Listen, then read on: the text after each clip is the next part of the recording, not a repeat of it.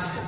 And I'll be connecting to these values today because leadership derives from values. There's an expression by Eleanor Roosevelt that goes like this: a good leader inspires people to have confidence in the leader. A great leader inspires people to have confidence in themselves. Trust and inspire, I manage things, but I lead people. The distinction is crucial.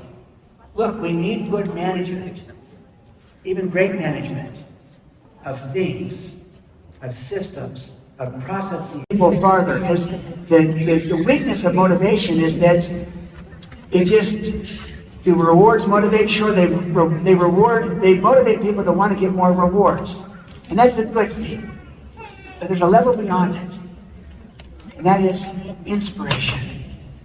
That's internal. That's intrinsic. This paradigm in a minute, so you can become more of a trust and inspire leader yourself, for your team, for those that you serve, for your homes, for your communities. Look at this. Here's a way of looking at this. Authoritarian command and control operates on fear. So that's what I can do to you. You know, I'm in charge, I'm the boss, I can do this or that. Enlightened command and control is much better. It operates on the basis of fairness and transactional exchange. What I can do for you. Much improved over what I can do to you. But something even better, a higher level, is trust and inspire. It operates on the premise of inspiration and partnership. It's what I can do with you, which brings people into it far greater. You're doing it with them. You are connecting in a way that is different, and it feels transformational, not transactional. And the enlightened, what I can do for you is a little bit transactional. What I can do with you, we're partners. And it's not just that we say it, they feel it. Now look at the data. You might say, well, Stephen, don't we already know this? But the data shows this, that about 30% of organizations are still trapped in an authoritarian command and control style of leadership. About 62% have moved to a better, enlightened command and control version of it. And about 8% are into trust and inspire. And I think that a similar percentage might be about leaders. Most organizations and most leaders probably are still operating out of the old model. Even if they made improvements and they become enlightened, it's still the old model. Maybe only 1 in 10 is really operating out of this new model, self-governance, trust and inspire. What if we could become that one? What if we could do this on our team, in our leadership, in our homes, in our communities, in the team that we're building? It could impact everything. So that's where we're going. How do we become trust and inspire? We start by looking at trust and inspire examples, models, leaders. I'm going to give you 3 of them really quick. Here's one in business, a trust and inspire leader, Cheryl Batchelder. I'll just make a long story short here. She became the CEO of Popeyes, the fast food chicken franchise. This was a few years ago.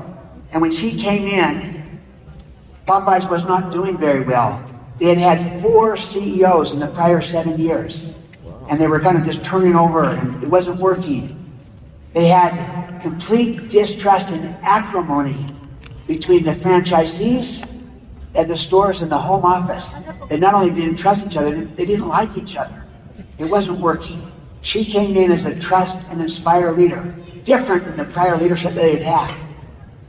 She modeled the behavior by going first with humility and empathy. She trusted them. She trusted people. She trusted the franchisees. Even when their team said, you can't trust them, she said, yes, we can. They're our partners, and I'm going to trust them. Then she inspired.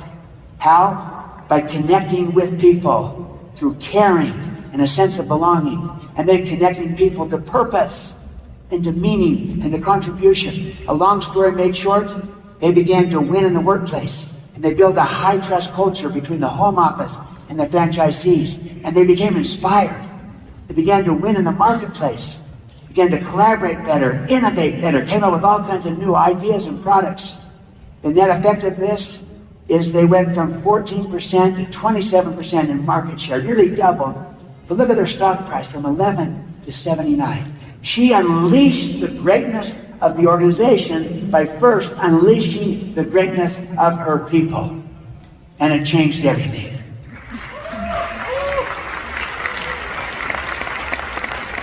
So that's the power of a trust and inspired leader. That's of a big organization. Then he ratchets that down. So that's a leader leading a big organization. Let's talk about a teacher, a trust inspired teacher, and then maybe even a parent. So here's a trust inspired teacher. I'm going to talk about Lin-Manuel Miranda. And he's the creator of Hamilton. And he was going down to Puerto Rico after Hurricane Maria to bring Hamilton there, to bring tourism back. And in an interview, they brought in, you're going to watch this, his 8th grade English teacher who had an impact on Lin as a teacher. Lin did not do his assignment. Instead, he wrote a musical. And rather than the teacher saying, Lin, can't you understand the assignment? The teacher said, you have a gift and a talent. Listen to Lin as he's surprised, but it brings him to tears. But he describes the impact his teacher had on him. This was a trust and inspired teacher that impacted his entire life. Thanks, Don. You know, Lynn is addicted to Twitter. Oh boy. So much so your wife told me yesterday she used to change your password on the weekends. Yes. Yeah. So if you look at his Twitter, his bio says former substitute teacher. And I know teachers mean a lot to you. So we went to visit one who wanted to say something. Oh boy. So Lynn, this is your old English teacher, Dr. Herbert here. I'm sure you didn't imagine when you were in the 8th grade and set some of the chosen to music that it would lead you where you are today. So I've heard a lot about what you're doing in Puerto Rico, and I wish you well in those endeavors and continued great success down there. Very good. I heard one of the first people to say, your work is worthy and we picked you. Yeah, Dr. Herbert's the reason I'm sitting here talking to you. He was the, I wrote a musical instead of doing my homework for his class in 8th grade. He said, you could be good at this and you should stop hibernating in my class and you should be doing this, because we had a student-written theater club at my high school, and Rembrandt's the one who nudged me in that direction, and he sort of changed my life forever with that.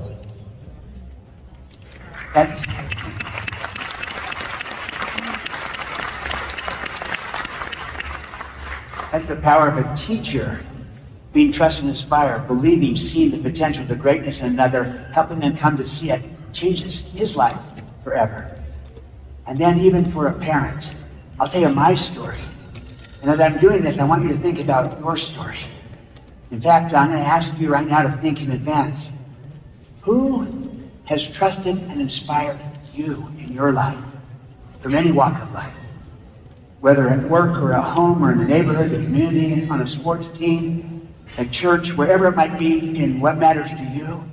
Have you had a person who believed in you, who had confidence in you? Maybe they believed in you more than you believed in yourself, and who helped you come to believe in yourself. Maybe they took a chance on you. Maybe they gave you an opportunity that you weren't fully ready for, but they believed you could do it. They gave you that chance. I want you to think about that. Let me tell you who my trust-inspired leader was. It was my father, Dr. Stephen Covey.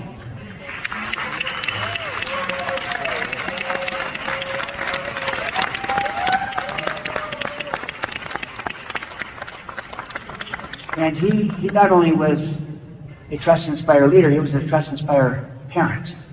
And it started, from our very youngest days. And I remember one time he tells the story in 7 Habits of Green and Clean, teaching his young son, a 7-year-old boy, that's me, how to take care of the yard. He called it Green and Clean.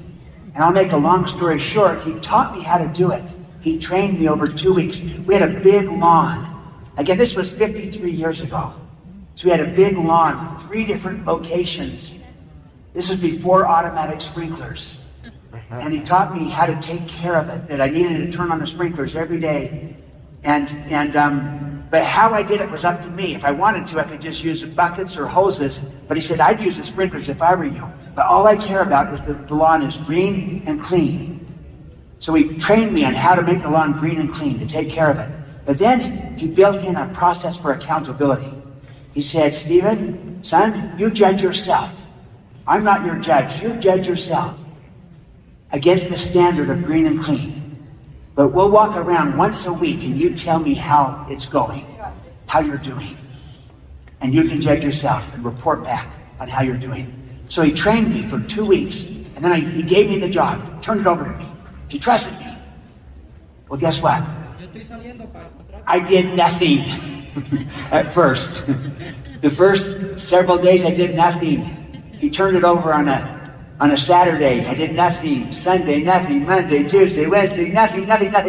In the middle of the summer, the lawn is turning yellow because it was scorching hot.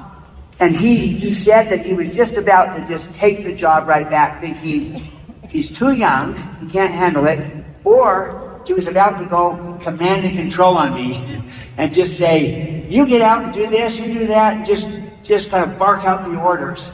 But he knew that I would never grow from that. I would do it when he was there, but what happens when he was not there? Would I do it? Would I feel a sense of ownership? So he didn't do that. He stayed with his purpose, and he remembered that his purpose, he said this, is to raise kids, not grass. So he cared more about my development than the grass. And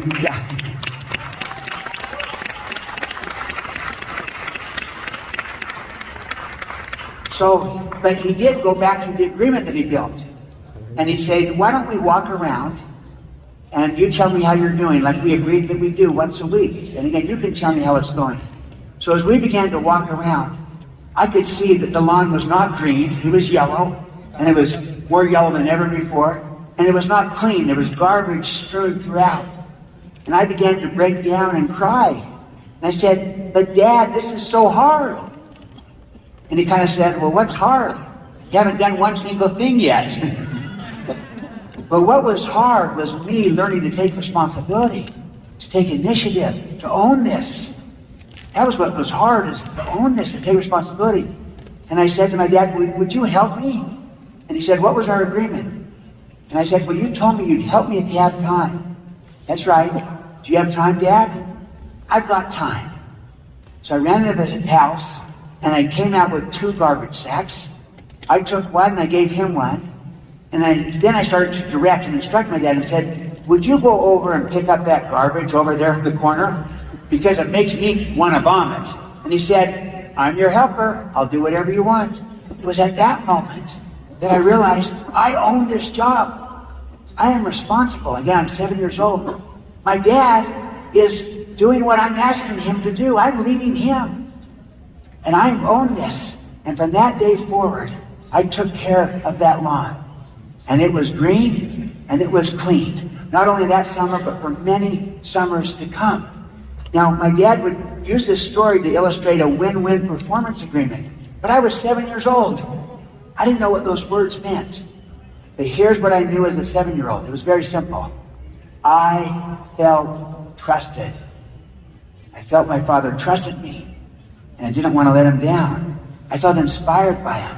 And at some point, it kicked in, and I realized I could do this.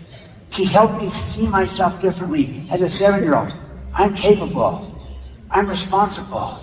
I can do this. I can own this. And I did. I felt different and I saw myself differently because of the trust. And it would have been very easy for him to just withdraw it or to just start going command and control on me and just instructing me, directing me on everything. But I never would have learned. I look back at that as a formative moment in my life where I say, I had a trust-inspired leader as my dad who helped me see my potential and helped me develop it. And not only did he raise the child, he also got a green and clean lawn. as well. So it works in both dimensions.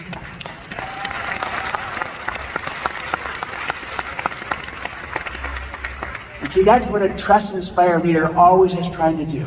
They're always trying to get results in a way that grows people. Both are ends. Getting the result is an end, and growing people is an end. People are not just a means to an end. It's not using people to get results. That's command and control.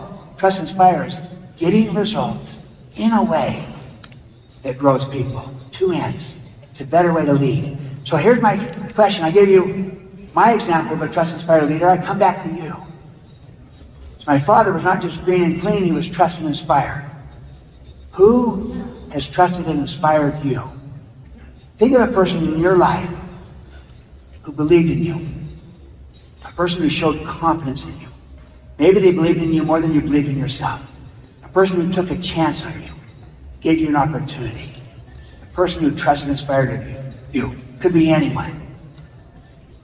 Family member, parent, aunt, uncle, grandparent, neighbor, friend, coach, clergy, a leader, a mentor. But I'd like you to identify such a person and then think about how did that make you feel when they had such trust and confidence in you? And how did it impact the way that you both saw yourself then and maybe even see yourself now? I ask you to really reflect upon this. And then, you know what? After this session, I invite you to do something if you want to be inspired yourself. Would you thank this person? You know, maybe they passed on, you don't have a chance, but you could thank a family member, but maybe they're still living, much like Lin-Manuel had a chance to thank his teacher. Thank this person. You can say, hey, at our For Life Connection conference, Stephen M. R. Covey talked about a trust and inspire leader and how trust and inspire leadership is the kind of leadership needed today. And when he asked me to identify a trust and inspire person in my life, I thought of you. And what you did for me because of your belief in me, how I felt and how I saw myself differently, and I wanted to thank you for that. You will be amazed at what thanking them does both for them, but also for you. I'm having you think back on this type of experience because, let me just ask this. When you had a trust inspired leader in your life, did you need to be managed? No, you're being led. And it brought out the best in you. Isn't this what we all want? We want to be trusted and inspired. It brings out the best in all of us. So I had you do that little exercise to experience for yourself and remember what it's like to have a trust-inspired figure in your life. I invite you to thank this person. All right.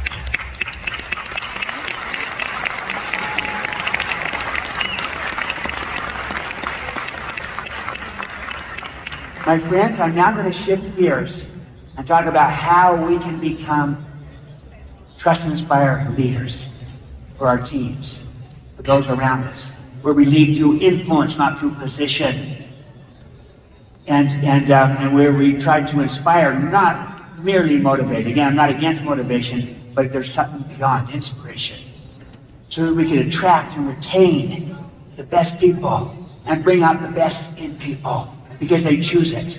They volunteer it, they give it because they feel trusted and inspired. It starts with our paradigm, our mindset of how we view people, how we view leadership. And here's the thing. For all of our progress, we still haven't shifted the paradigm. We have a command and control paradigm, too many of us. So let me describe a trust and inspired paradigm by contrast. There's 5 fundamental beliefs of a trust and inspired leader. I'm going to name these and then I'll put them all together.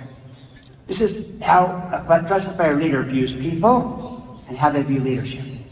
First, I believe that people have greatness inside of them. So, my job as a leader is to unleash their potential, not to try to contain or control them.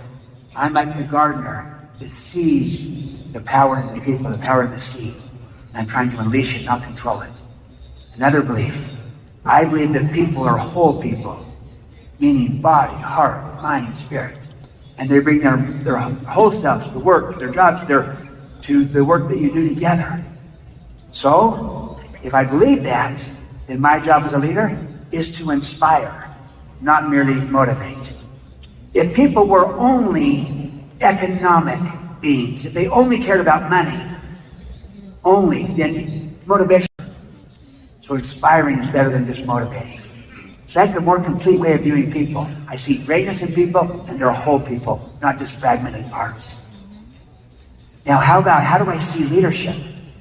Well, I believe that there is enough for everyone.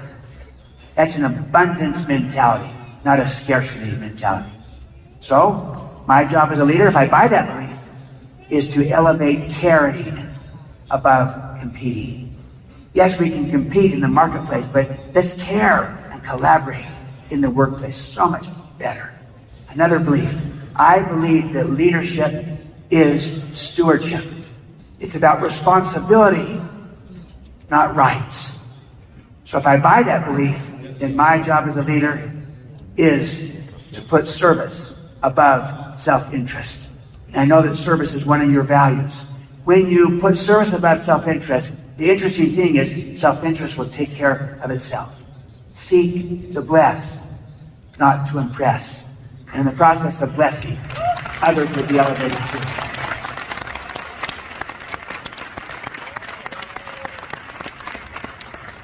And finally, I believe that enduring influence, which is what we want, is created from the inside out, not the outside in. So if I buy that belief, then my job as a leader is to go first. Someone needs to go first. Leaders go first. So if they want more respect on the team, they're the first to show respect. They want more empathy and compassion, they're the first to show empathy and compassion.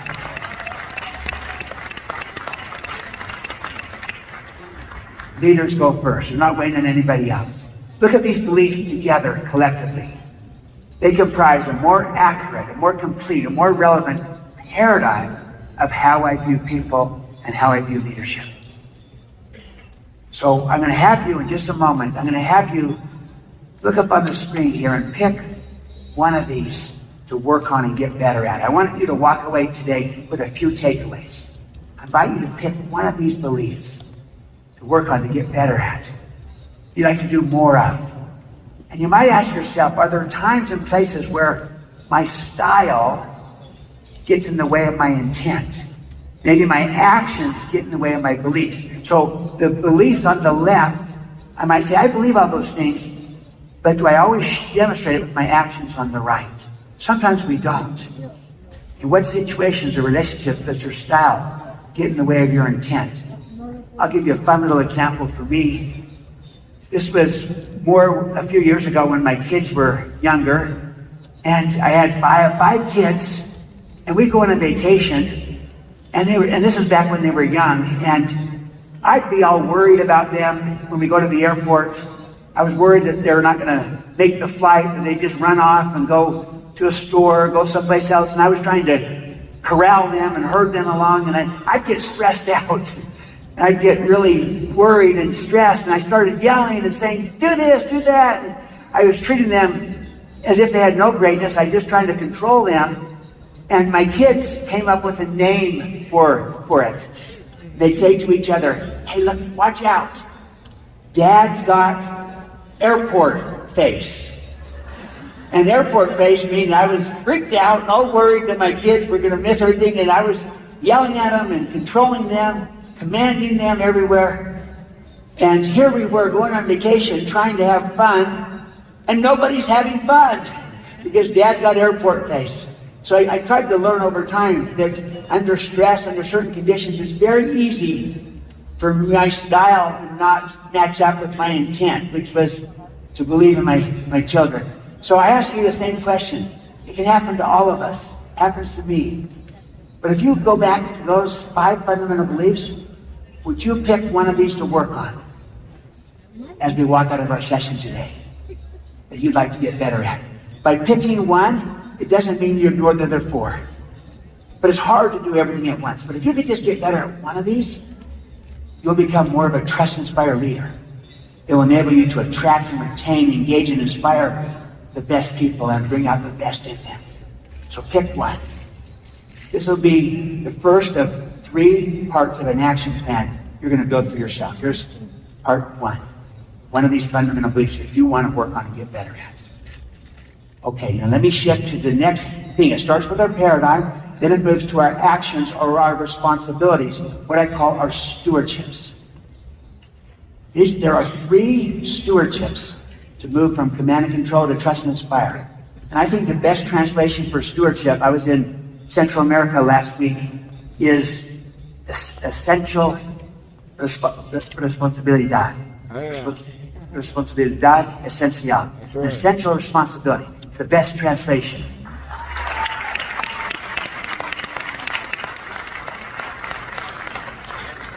Instead of the traditional mayor dominio or whatever that was. But that's a better, it's a responsibility. There's 3 of them. This is what we have a responsibility for those who we lead. And they're very simple. It's what Cheryl Batchelder did. It's what Lin-Manuel Miranda's teacher did. It's what my father did. I'll bet it's what your Trust and Inspire leader did for you. They model, they trust, and they inspire. Modeling, trusting, inspiring. Modeling is who we are. Trusting is how we lead. Inspiring is connecting to why it matters. Let me briefly describe each. So modeling. This is who we are as leaders. It's our character. It's our competence. It's our trustworthiness or our credibility. We're all modeling. The question is, what are we modeling? What does a Trust Inspire leader model? They model the values of science and success and service and of satisfaction. They model the behavior that they would like to see. If they want more empathy, they model empathy. They want more compassion, they model compassion. They go first. There's 3 behavioral virtue pairings where you're going to see 2 virtues put together that are particularly important to model today as leaders in our world with all that's going on. Let me describe these quickly. It's important to model both humility and courage, both at the same time. Some people are humble but not courageous. Other people are courageous but not humble. The combination is powerful. Here's another behavioral virtue pairing: authenticity and vulnerability. I'll come back to that one in a moment. Let me mention this last one first. Empathy and performance. That's an interesting combination. But here's the thing: if you have empathy for those who you're working with, those who you lead, if you understand them and their situation, their context, their strengths, you can help coach them to greater performance. But it takes understanding first. So the empathy you have helps you help them succeed, to perform. You also will perform better when you start with understanding. So it's a powerful combination. But the one I want to highlight is authenticity and vulnerability. Authentic means real. Vulnerable means I let people see into how real I am. And people respond today to leaders who are authentic, who are real, who are genuine, versus leaders who pretend and put up an artificial or a fake or a counterfeit persona. Others don't respond to that. They respond to someone who is authentic, who is real, and who's vulnerable, meaning they let people see into them. They're not trying to just be so bravado of everything is perfect, but I'm a genuine, real human being. Others relate to that and they respond to it, and they tend to trust it back. Some people say, well, being vulnerable is too risky, it's too soft, it's too weak. But as Brene Brown says, vulnerability is not weakness. It is our greatest measure of courage and of strength. So model authenticity and vulnerability. Here's my main point of modeling. Go first. Someone needs to go first. Leaders go first. So when you hear modeling, you say, that means I go first. I am the model. I lead out on it. If you can do this for your team, it will inspire them. And they'll also emulate what you're doing. Go first. That's modeling.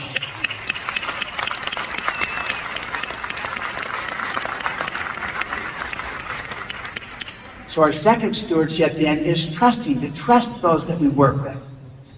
Look, let me show you the power of what trusting others does, how it brings out the best in them. This is a fun little story, and it shows you how people do their best work when they're trusted. So this is Jim Henson, he's the creator of the Muppets. When he was coming out with the Muppets movie, he needed someone to write the songs for the film. So he hired the great composer, Paul Williams, to write the songs. Here is Paul Williams, who's world-renowned. He's going to describe what it was like to work with Jim Henson. He said this: Jim had to be the easiest and most trusting person I ever had the opportunity to work with. When we met in my den for the first time to discuss the basic outline of the story, I was given a gift I will always treasure. Walking Jim to his car, I told him I'd keep him in the loop as Kenny and I wrote the songs for the film.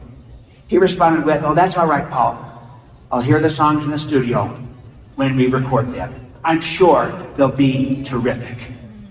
Never in decades of writing songs for a living have I encountered such trust, been given so much freedom. Jim gave us his trust, and we gave him the Rainbow Connection. Why are there so many songs about rainbows?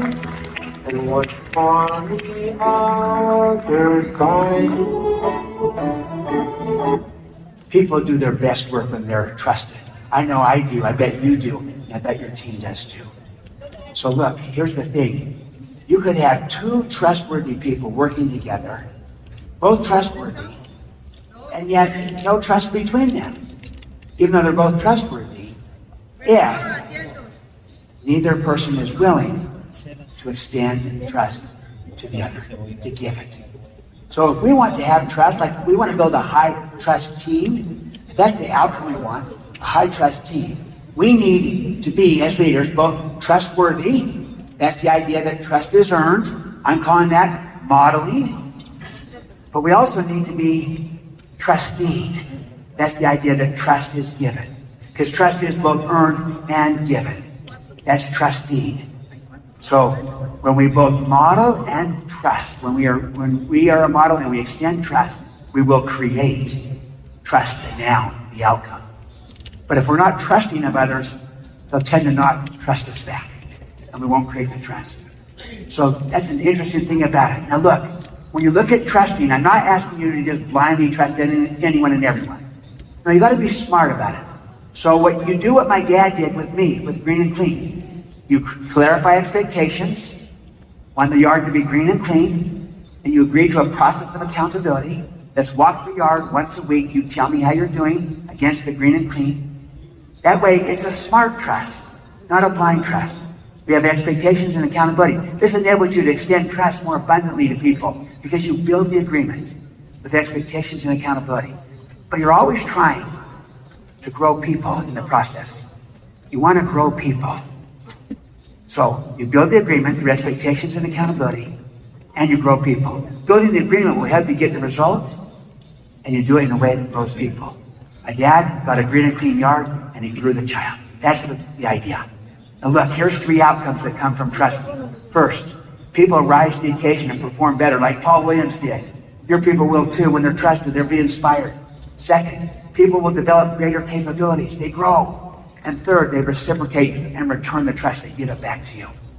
I'm going to show you how trusting others can be life-changing. Watch this basketball coach of a high school team extend trust to someone on his team. And the person is a child with autism, a special needs student. He's not technically on the team. He's the team manager.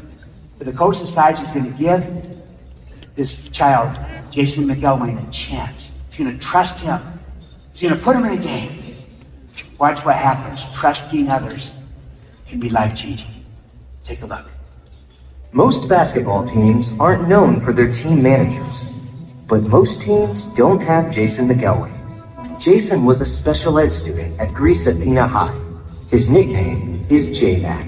When I got into high school, my goal was to make the team, and I wasn't good enough. Born with autism, for 3 years, Jason's job was to assist the coach and do whatever the team needed. He made sure everyone had water, towed off players' sweat during the game. And of course, he always cheered loudly for the team he cared so much about. Jason tried out 3 years in a row, but never made the team. Because of Jason's devotion, the coach decided to let him suit up for the final game of the season. Not to play necessarily, but just to see what it was like to wear a jersey. What added to it was the fact that if we won that game, we could tie for the league championship. But I couldn't promise he could get in the game, although I really wanted to play. With 4:19 to go, Coach Johnson pointed to number 52. After all those years of wishing and watching, Jason was in the game. His first opportunity was a 20-footer from the right baseline. His second chance comes when he gets the ball at the top of the key and misses. I thought, please, can he just make a shot? But the third time's the charm.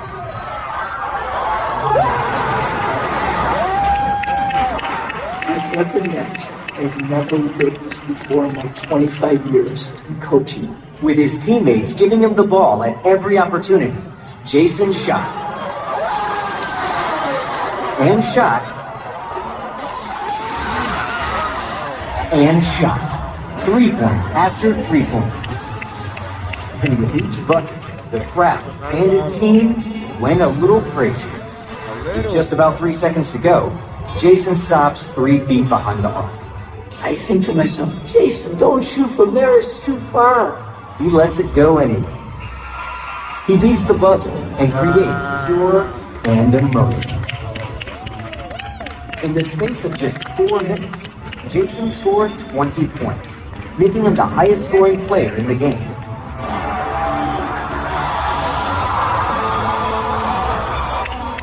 Because he is autistic, Jason had always felt different, but never this different, never this incredible.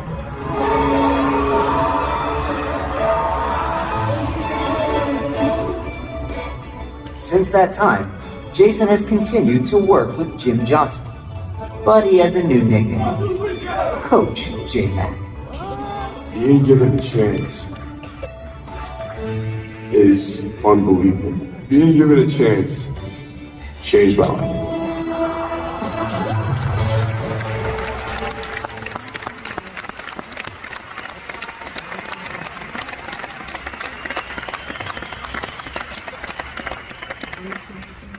You see, when we trust other people, extend trust to them, we're giving them a chance. It can not only change their life, but our own as well. We need to become more trusting as leaders. So we model, we trust, and that moves us to the third stewardship, which is we inspire. We inspire, which is all about connection. That's why I love your theme for this conference, connection. The power of together, connecting with people. Look at this. Inspiring others is a new competitive advantage. People will perform better. They'll stay with you. It'll bring out the best in them. The data shows that an inspired employee performs 125% better than one who is merely satisfied. There's something beyond satisfaction. It's inspiration.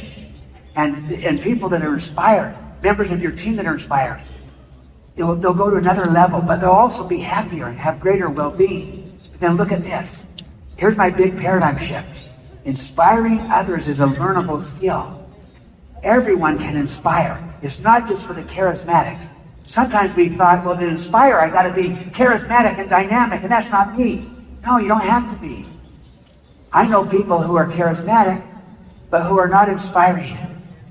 I know other people who no one would describe as charismatic, but who are extraordinarily inspiring because of who they are and how they lead, how they connect, how they care, how they tap into purpose. So inspiring others is learnable for all of us. It's a stewardship that we have as a leader. So how do we inspire? Well, you think about it. When you model the behavior, you will inspire people. So doing the first stewardship, modeling, will inspire. When you trust other people, you will inspire them. To be trusted is the most inspiring form of human motivation. So doing the first two stewardships, you'll already be inspiring people. What will bring them home with the ultimate inspiration is when we do this last thing. When we connect with people and then connect people to purpose and to meaning and to contribution at every level. So let me describe those two pieces. Connect with people. You start with yourself and you find your own sense of inspiration. You find out what your why is. Find your why. Become inspired yourself. I love the airline metaphor where they say, put your own mask on first before helping others. In inspiration, I would say this: to inspire others, you first need to be inspired. So you want to inspire others? Become inspired yourself. Find your why. And when you find your why, when you light your fire within, you can light another fire. A lit candle can light a lot of other candles. An unlit candle cannot. So become inspired yourself. Find your why. That's the first step. But then at the relationship level, it's all about caring, demonstrating caring for people. At the team level, it's about belonging. This is what you can do really well as a leader for your teams. Show each and every one of your people that you care about them and for them. Caring. It's powerful. And I love this expression. We all know it. People don't care how much you know until they know how much you care. Caring will change how they feel, and that feeling they remember. The same with a sense of belonging. When you create a sense of belonging, and I'm part of a team, and this team matters, and I'm part of it, part of my identity is found in the team. People feel that, and they remember and they respond to it. They're inspired by it, and it brings out the best in them. Here's how Maya Angelou put it, and it shows you the impact of caring and belonging. She said, I've learned that people will forget what you said, people will forget what you did, but people will never forget how you made them feel.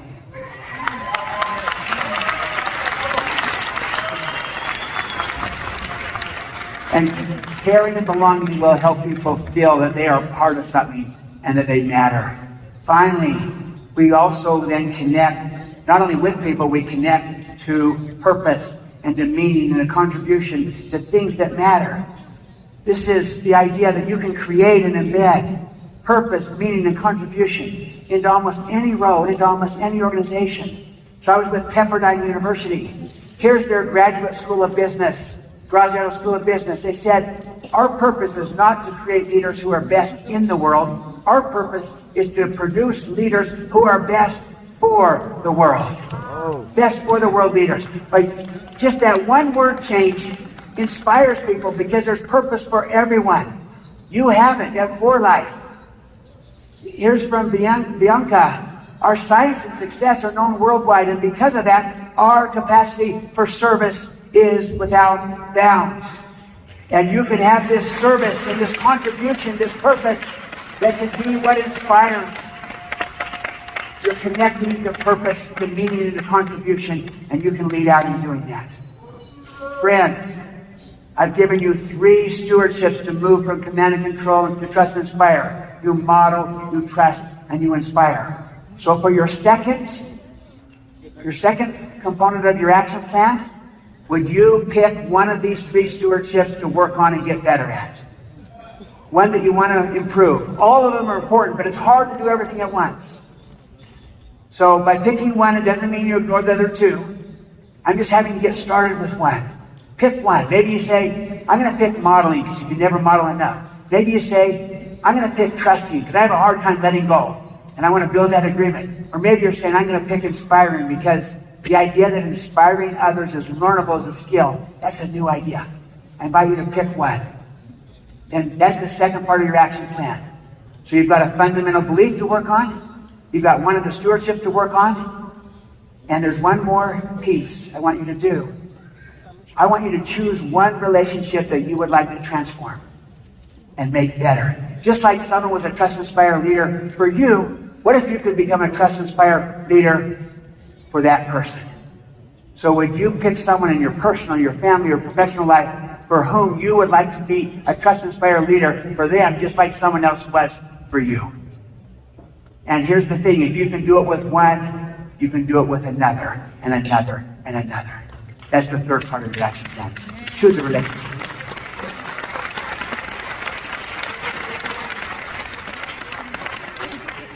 All right, friends, I hope you're walking away with 3 things to do. One of the fundamental beliefs to work on of how I see people in leadership. One of the stewardships, either modeling, trusting, or aspiring to work on, and having chosen one relationship where you want to see that person differently and become a trust and inspire person leader in their life, just like someone was for you. I'll conclude with a little video that shows you the power of trust and inspire leadership, trust and inspire culture, a trust and inspire team. This is Eric Weinmeier. He describes himself, he says, I'm the blind guy who climbed Everest. Wow. Watch this spectacular story of this trust and inspire team coming together, and look at the outcome that they achieved. Oops.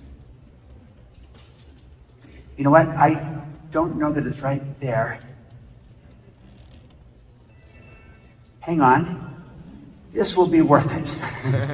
If you can trust me on this.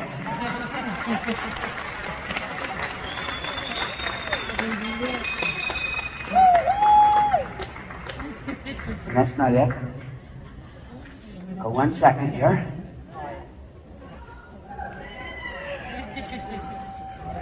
And I apologize for this, but now my integrity is on the line that I said this will be worth it.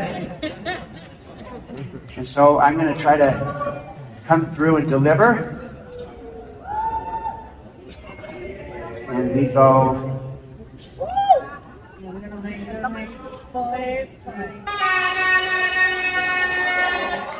Okay. We can put it up, please.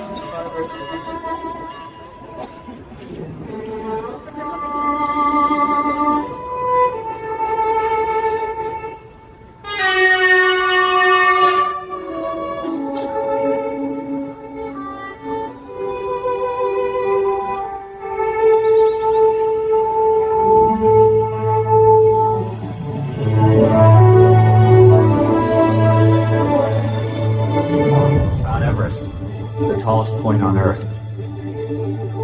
For a sighted person, climbing Mount Everest is one of the greatest physical challenges on the face of the Earth. Ever since I went blind, it's been a dream in the back of my mind to climb the world's tallest peak. I knew that only 10% of the people who try Everest make it to the top, and for every 6 people who summit, I've heard 1 dies. As a blind person, I knew I could never get to the summit of Everest alone. What would get me to the top wasn't necessarily technology. What would get me to the summit were the people that I surrounded myself with. After that, I forced myself to sit in front of my tent and envision myself and my team on the top, to actually believe myself forward. There's a 12,000-foot drop on this side, a 9,000-foot drop on the other side. At that point, I don't think it really matters which side you fall off of. Sometimes you have to rise to the occasion right now. You got to be good and execute right now, every step of the way.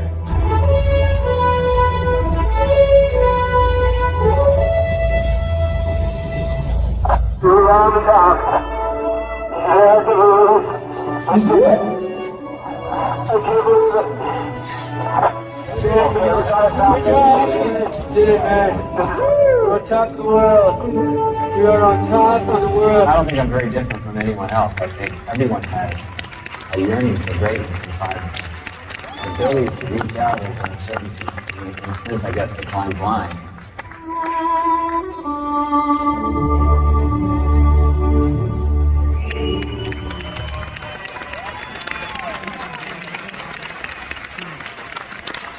Friends, here's the concluding thought on that. The filmmaker, Michael Brown, said this: what I find to be really intriguing about that milestone is that everybody on the team put aside their own self-serving need to get to the top, to get behind Eric's summit. Most of the time on Everest, it's every man or woman for himself saying, I want to be on top. They're more just concerned about, well, am I going to reach my goals? Our team had a loftier purpose: to get behind Eric, and make sure he was able to safely get to the top and back down. As a result of that, everybody on the team was able to get to the top. The greatest ascent in history. The power of a trust-inspired leader, team, and culture. This is a better way to lead. And I conclude in the words of Dr. Martin Luther King. He said, everyone has the power for greatness. Not for fame, but for greatness. Because greatness is determined by service. And that is one of your values. Thank you so much, my friends, for life. What an honor to be here today. Thank you very, very much.